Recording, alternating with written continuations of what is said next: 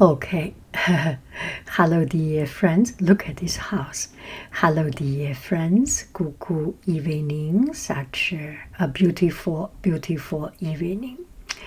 So here, right in front of your eyes, is Captain George Flavel house in Astoria. So Astoria first. Let's get to know Astoria in Oregon.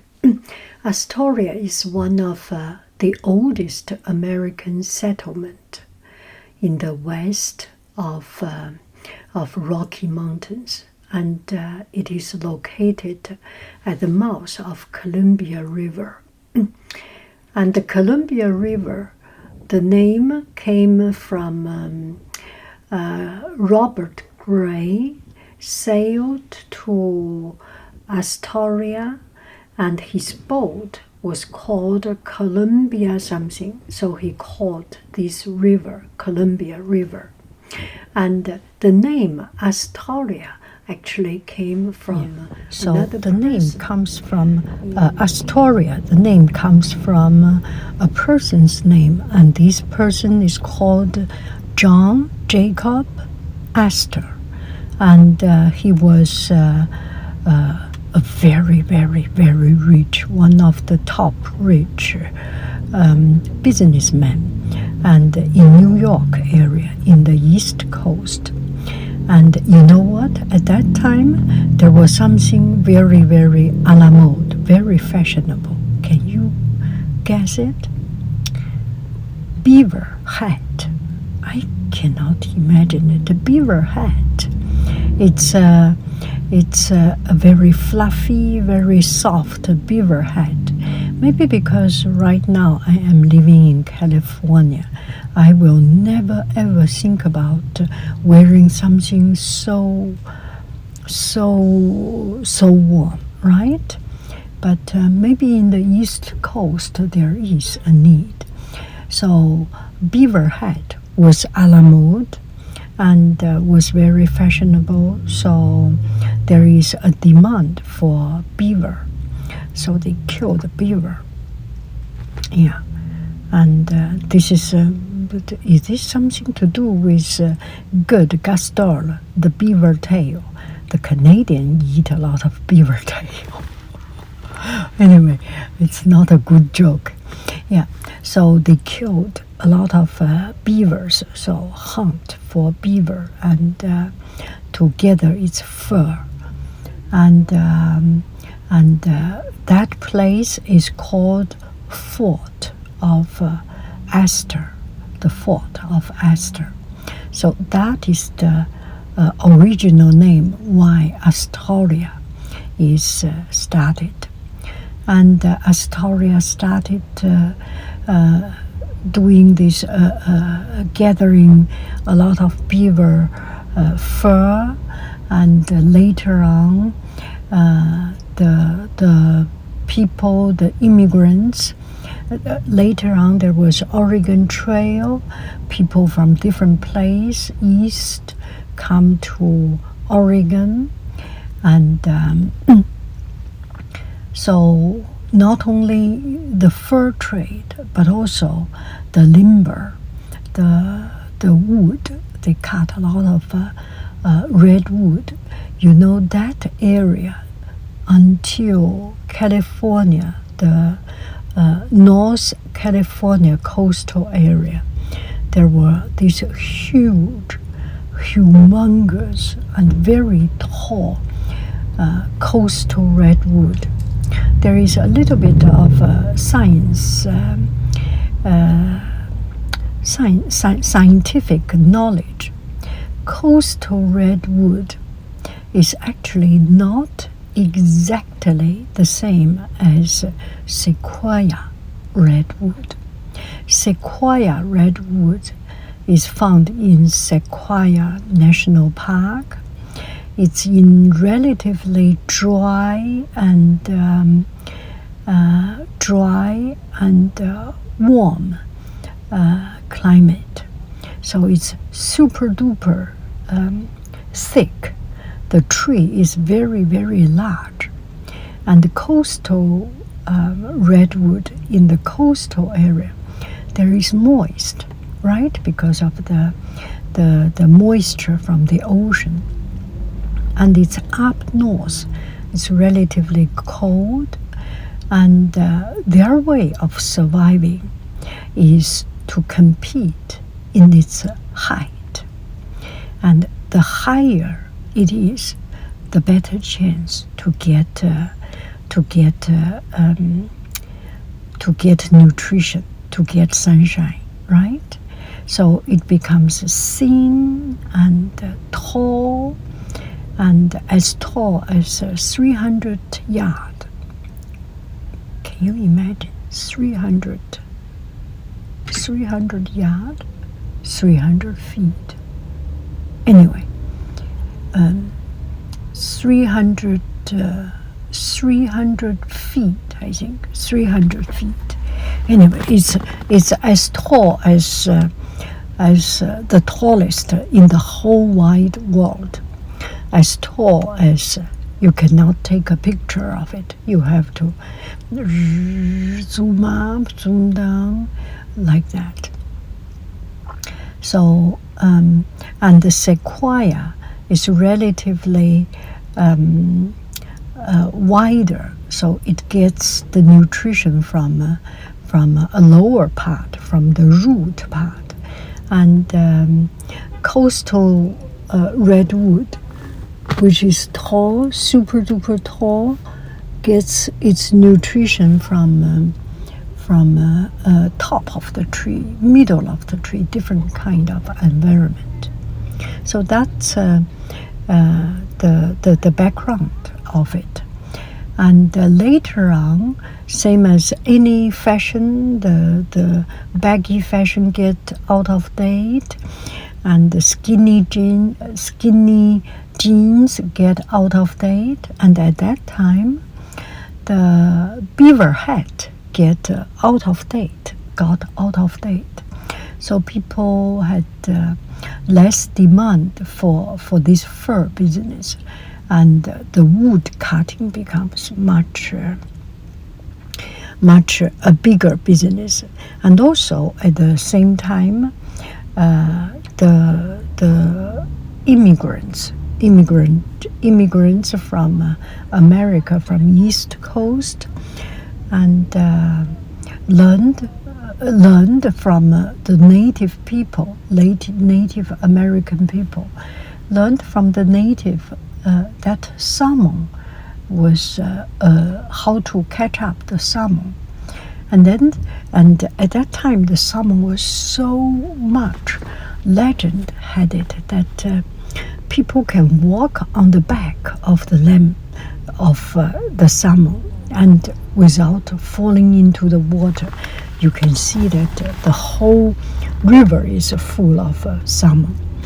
And so they started to catch the fish, and because they catch the fish, they need laborers. They get labor from the East Coast, and they get labor from China. And they come to a stage that one out of every 3 residents, there is a Chinese. So you can see Chinese hardworking had a very prominent role in the development of Astoria. And also they have Norwegian, Scandinavian, Swedish, Finlander, and Norway, Finland, from Scandinavia country come to catch the fish. And it was Astoria used to be the how do we say, capital of the world, the biggest cannery. And so that's a little bit background as far as I have another learned. thing about this Astoria, I have learned. I actually visited Captain George Flavel's house. So here is a little bit story of Captain George Flavel.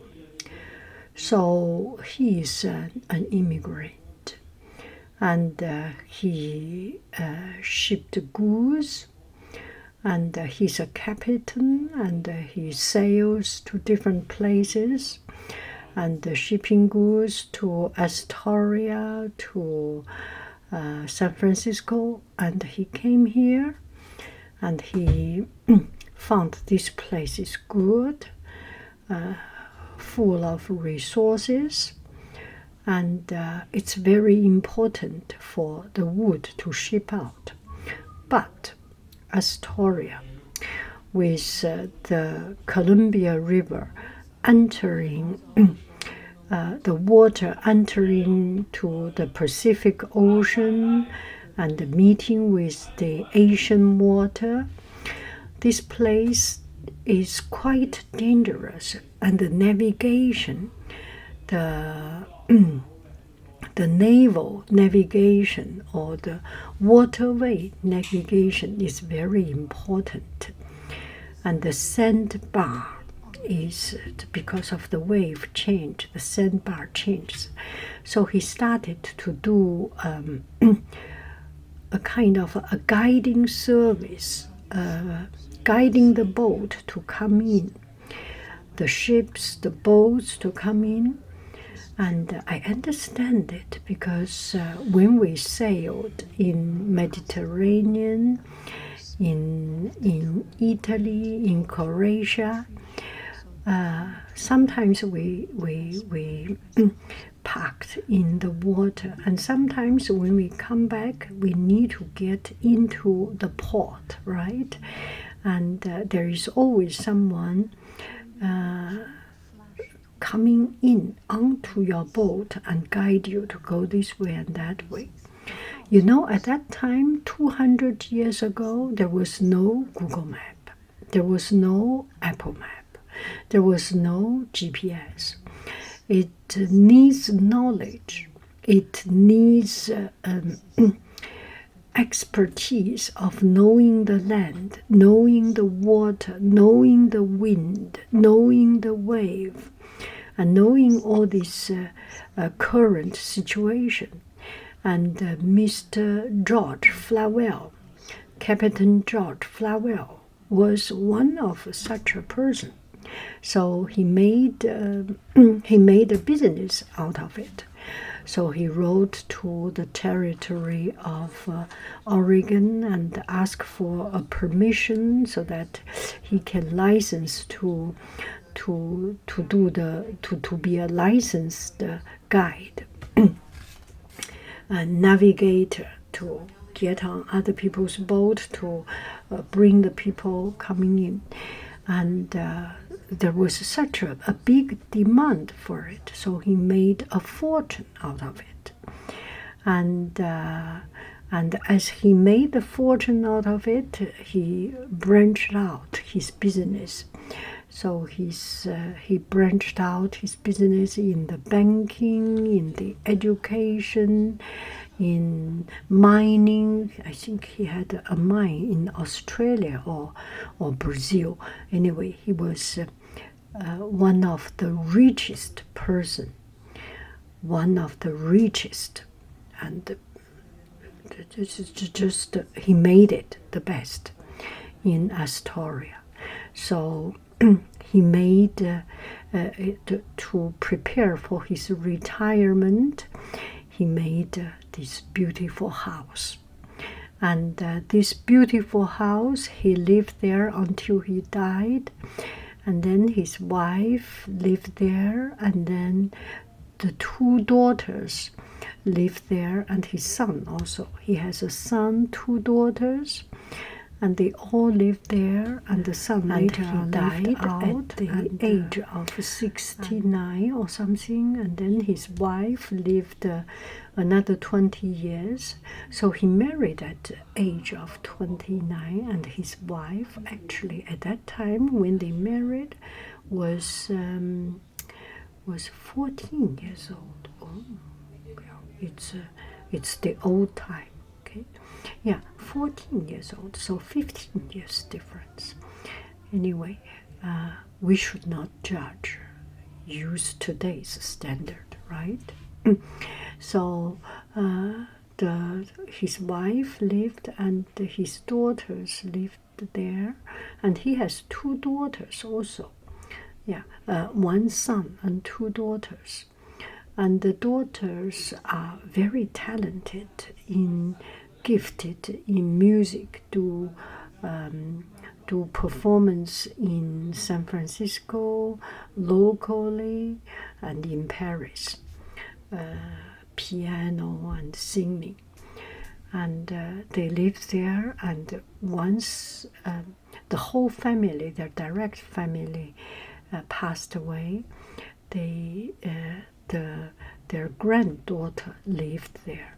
The granddaughter, I think her name is Patricia. And when the granddaughter later on passed away, before pass, gifted to the city. So it belongs to the city, this house. And in 1948, how did I remember it? Gosh. Yeah, I remember. In 1948, the city of Astoria is building a courthouse, and I went to the courthouse. The courthouse is a quite beautiful and elegant building. And to build courthouse, quite next door to them, and they need a parking lot. So they decide to flatten the George Flavel's house, and people were not happy, and people started to have a petition, to have fundraising, and kept that house still there and renovated. When I went there, I saw some ladies and gentlemen, some people there, and doing gardening work. They are volunteers. They took care of the yard. So right now, the Captain George Flavel's house is belong to the historical society, and they kept it. And in Steven Spielberg's movie, The Goonies was recorded, was shot there. The movie was shot there, and you can see. I think the dad is a curator in the museum, and there was a prison downstairs. If you see the Goonies movie, you can see the prison, the scene of the prison. And this year, as I visited there,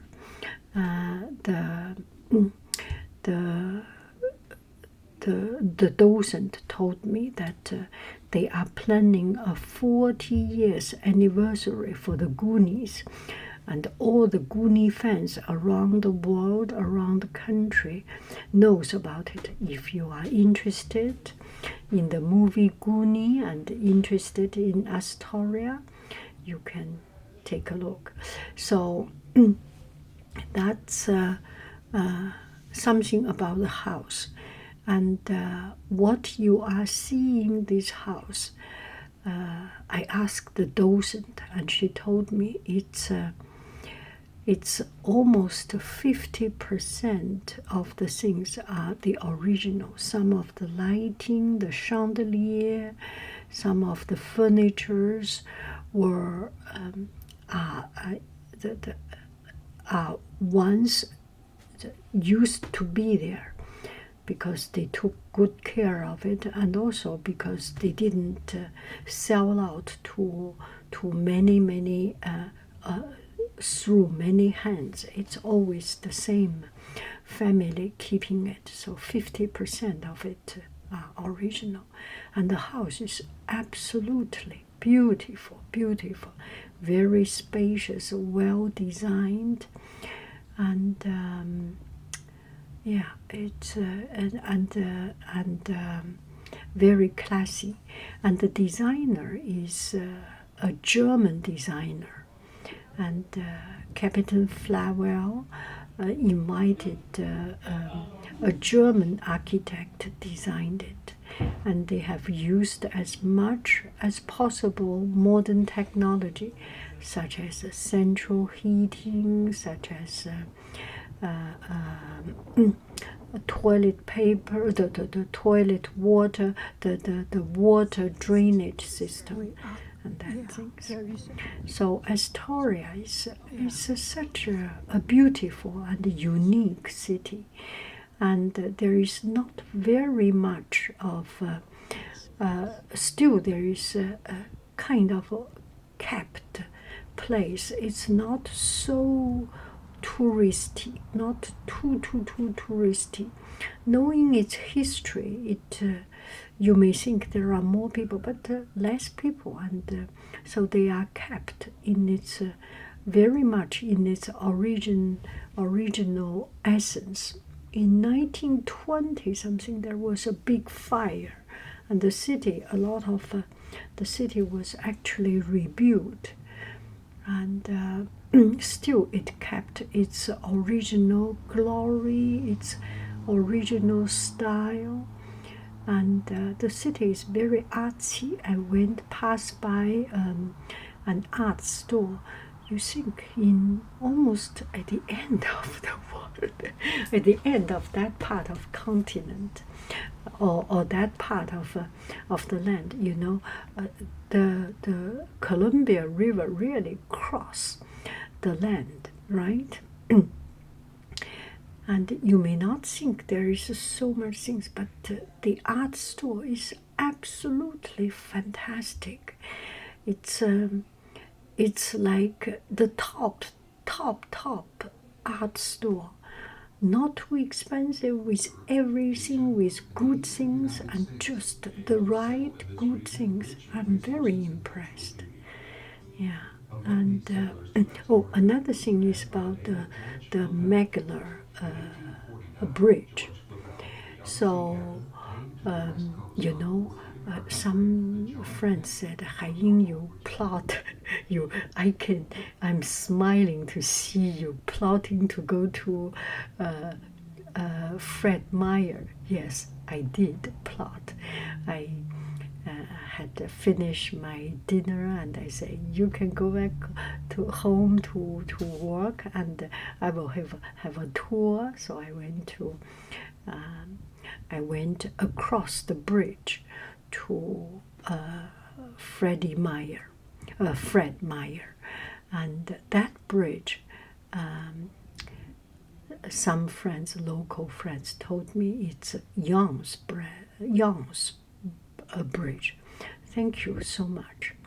And another bridge is Megler Bridge. Megler Bridge is one of the longest. I think it's started in 1960s, and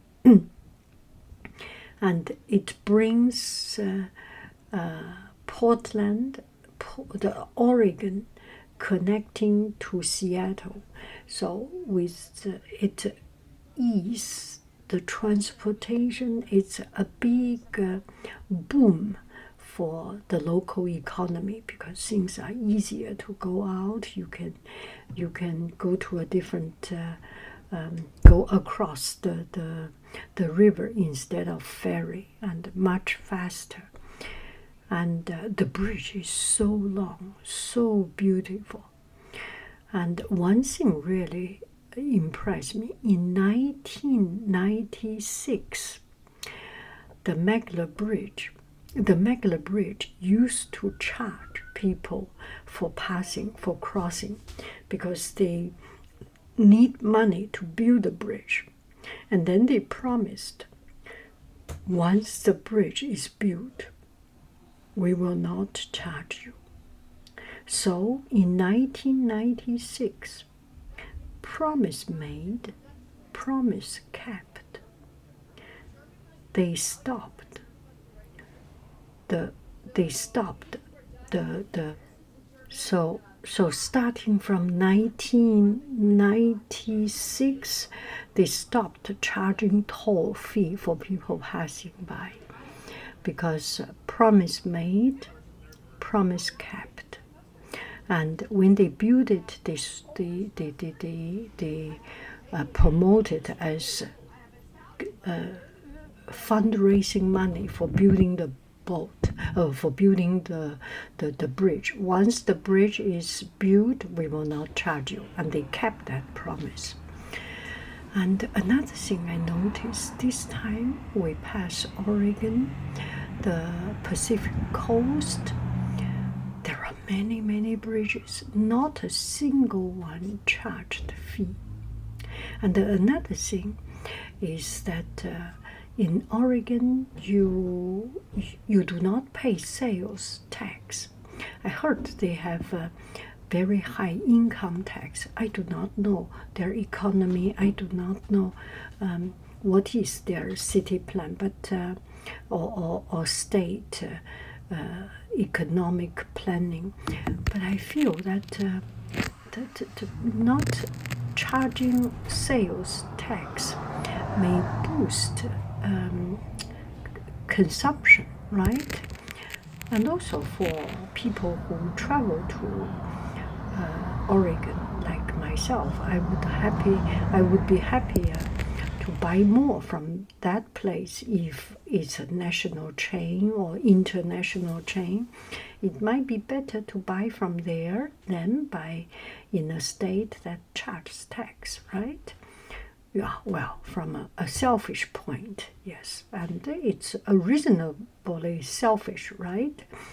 Yeah, you can save money, and I just feel that the state is very generous. It's just my personal feeling.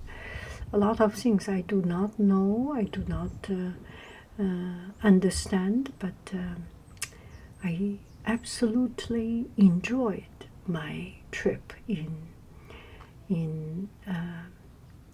Oakland, in Astoria. That's the here and there little bits and bytes I got from Astoria. I love you. I really do. Do. Goodbye. Yeah. Bye.